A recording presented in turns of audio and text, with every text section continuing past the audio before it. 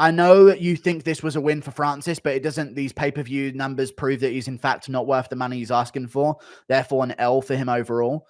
Yeah, it does prove that he's not a draw whatsoever because nobody gives a fuck about him because any interview of his is the most boring thing you've ever fucking listened to in your life. But he's definitely worth more now than he was going into the Fury fight. But this just proves, again, if he didn't do good in the Fury fight, he would have been fucked after this.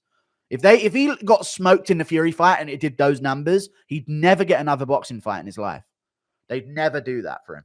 Now that Francis did well, he will probably fight a bum in PFL so he can get it out of the way and box. No, he can box earlier, allegedly. Allegedly, he's boxing in December or March.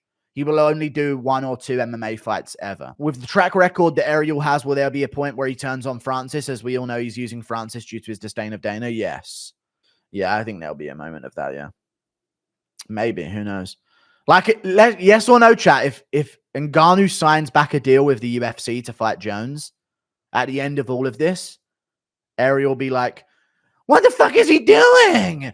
He did all this work to get away, and now he's coming back? Why would he do this? You know what I mean? That would be a thing.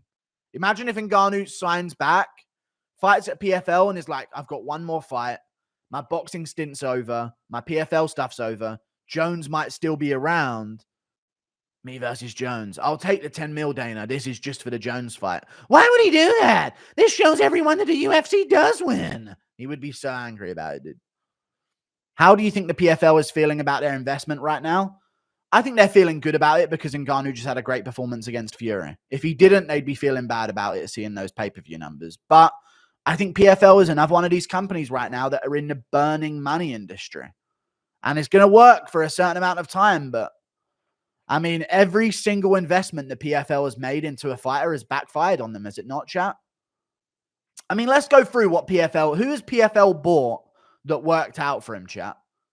Not Burgos. Not Stevens. Who else has PFL bought? Ngannou hasn't fought yet. Not Pettis. That didn't work out for him. Not Santos. He lost. Not Marlon Moraes. That lost out as well. Olivier Aubin-Mercier has worked out, but he wasn't in the UFC when they bought him. He had left the UFC. Brendan Loughnane wasn't a buy-in from somewhere else. They just got him straight away into the PFL. Jake Paul's yet to fight in the PFL.